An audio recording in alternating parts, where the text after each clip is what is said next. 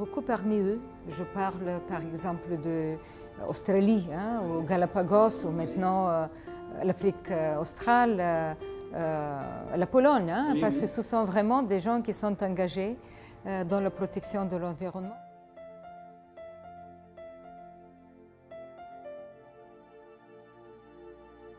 Et je crois que tout ce qui est l'UNESCO, le fait que c'est l'UNESCO, avec bien sûr le soutien d'Oman, c'est une marque d'excellence.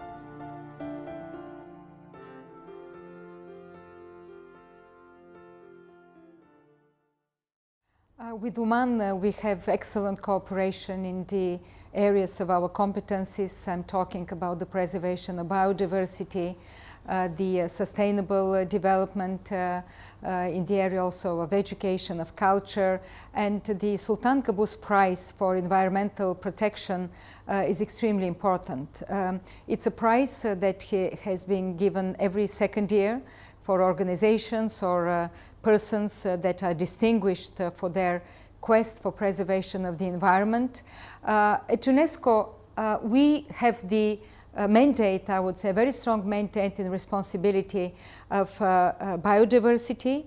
We have the Man and Biosphere Reserves program that already has 671 biosphere reserves on our list. We do work a lot in the area of education for sustainable development, including environmental protection. We have the Convention on the Protection and Preservation of Cultural and Natural Sites, and within this convention also we do an extremely important work for protect environment, natural parks, biodiversity, marine natural sites in some cases. So this prize is boosting all of this work that we're doing, and it has already been distinguishing many organizations. We have already 19 organizations and personalities, individuals who have been very active in the area of environmental protection.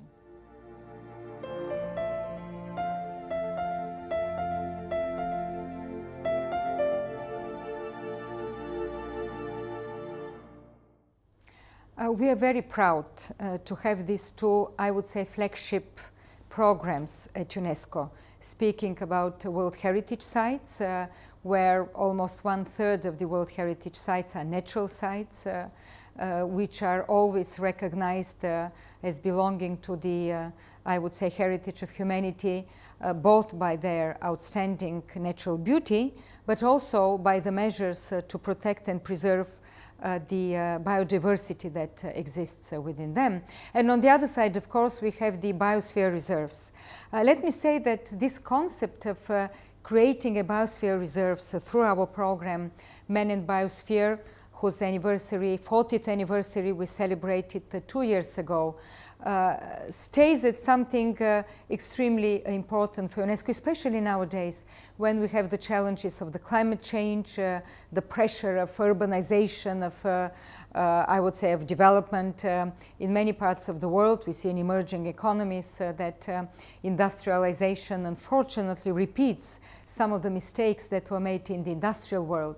So this concept is hugely important. The 671 biosphere reserve, if you take the territory of these biosphere reserves, it will cover the whole of the Indian subcontinent. You can imagine what a huge part of the territory of this wonderful world and the earth they take. It means that on one side, the sites that are inscribed on the World Heritage List fall within a very, very specific, I would say, rigid, legally binding criteria that they have to work.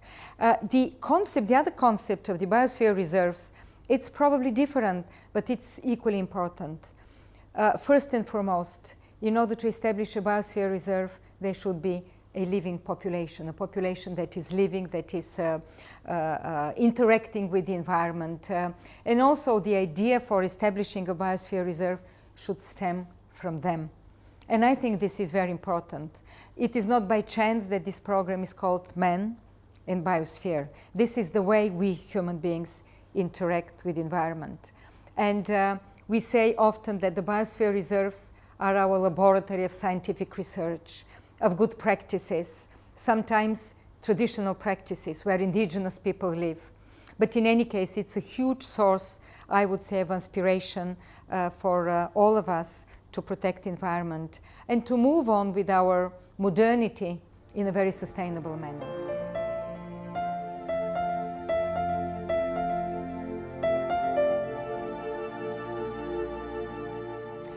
Yes, indeed, the mandate of UNESCO is first and foremost to maintain peace, and we often evoke the opening chapter of our Constitution when it is said that peace, first and foremost, peace has been built in the minds of women and men, and it is there where the defenses of peace also has to be constructed.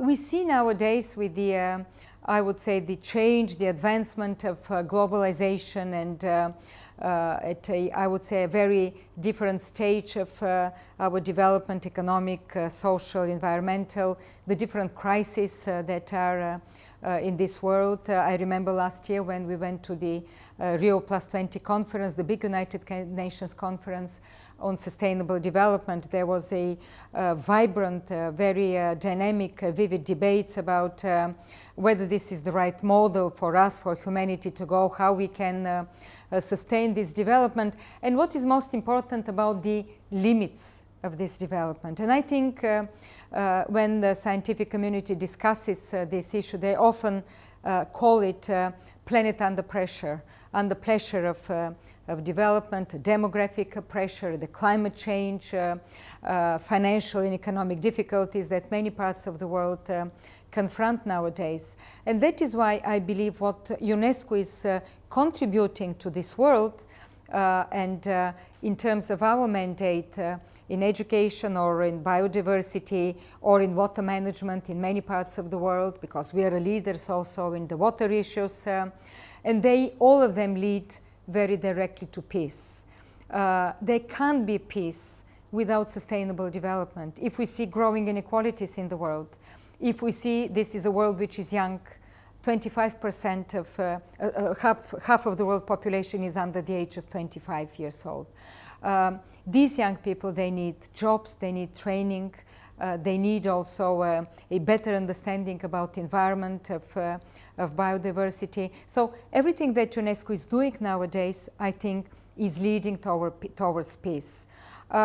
Maybe the most vivid example of what we are doing, of course, is once again in the area of heritage, in the area of culture, because cultural diversity and biodiversity, I think both are very much threatened these days in this world.